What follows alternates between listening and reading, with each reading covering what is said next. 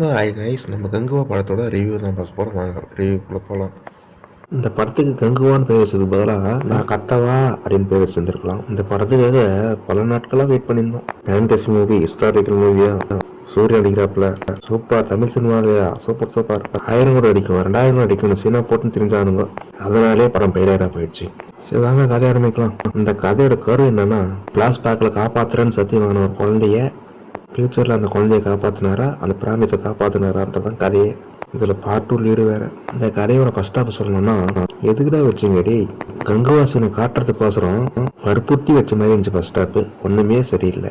Yogi Babu comedy சுத்தமாக கொட்டே ஆகலை. சூரிய கேரக்டர் நாடா இப்படி இருக்குடே, நல்லாவே இல்லை. காமெடின்ற பேரில் எங்களே சிரிச்சுக்கிறாங்க, நம்ம சிரிப்பே வர மாட்டேங்குது. தி பாய்ஸ் ஐய இதெல்லாம் தேவையானது. இதில் ஹீரோயின் நடிச்சிருக்கவங்க வேற திருஷா பட்டனியா. நான் இந்த ஹீரோனி அவங்க எதுக்கு இந்த படத்தில் வந்தாங்கன்னே தெரியல. ஒழுங்காக நடிக்கவே தெரியாது ஹீரோனிலாம் கொண்டு வந்து வச்சிருக்கீங்க தேவையில்லாமல். அவங்க ஹீரோனியா இல்லை பாட்டு கொண்டு யாரை டான்ஸ் ஆடுறாங்கன்னே தெரியல. மொத்தத்தில் ஃபர்ஸ்ட் ஹாஃப் வேஸ்ட்டாக தான் இருந்துச்சு. செகண்ட் ஹாஃப் எப்படி இருந்துச்சுன்னா, அந்த யூஸ்ஃபுல்லாக பார்க்கறதுக்கு கொஞ்சம் நல்லா தான் இருந்துச்சு படம். சூரியோட ஆக்டிங் நல்லா தான் இருந்துச்சு. படம் பார்க்கறதுக்கு ஹைலைட் பண்ணுற ரேஞ்சில் தான் இருந்துச்சு. அப்படி பிரம்மாண்டமாக இருந்துனா பிரயோஜனம். படத்தோட ஸ்க்ரீன் பிளேயும் கதையும் ஒன்றுமே இல்லையே. ஒரு தீவில் 5 ஏரியாவை காமிச்சு அந்த ஏரியாவில் ஒரு ஏரியா செலக்ட் பண்ணி ஊரை ஆக்கிரமிக்க 2 வேலைக்காரங்க வரானுங்க. அதுதான் சூர்யாவோட இடம். சூரிய இடத்துல யாராலும் நுழைய முடியல. அதனால சூர்யாவுக்கு எதிரி யாருன்னு பார்த்து பாபிரோல் ஏரியாவில் போய் அவங்க கிட்ட சம்மதம் போடுறாங்க. இதுமாதிரி சூர்யாவை போட்டுடணும்.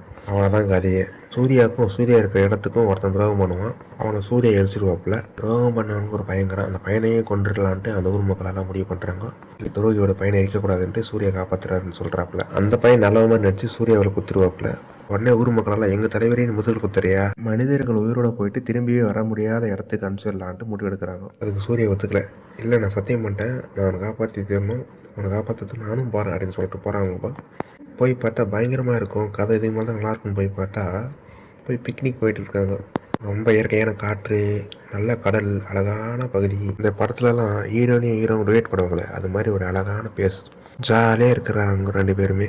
அதுக்கப்புறம் அந்த சின்ன பையனை சமாதானப்படுத்துகிற ஒரு பாட்டை பாடி சமாதானப்படுத்தி ஒரு வழியாக 2 பேர் ஃப்ரெண்ட்ஷிப் ஆயிடுறாங்க. அதுக்கப்புறம் அந்த பையனை காப்பாற்றுறாரா இல்லையான்றதான் கதையே. இதில் சூர்யா ஒரு பக்கம் கத்துறாரு, அந்த பக்கம் எல்லாருமே கத்துறாங்க. இதில் வேறு பில்டாப் டைலாக் வேறு படிக்கிறாங்க. படத்தில் ஸ்க்ரீன் பிளே ரொம்ப மட்டம். கிளைமேக்ஸில் வேறு ஒருத்தர் வராரு, அவர் வேறு நாதுக்கு வேறுன்னு தெரியல.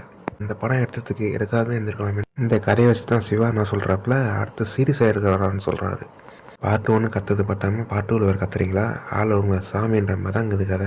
படம் 1000 கோடி அடிக்கும் 2000 கோடி அடிக்கும் நீங்கள் சொல்லாதீங்கப்பா, கதை சொல்லட்டும். இந்த படத்தோட கதை சொல்லணும் 1000 கோடி அடிக்கும்ன்ட்டு.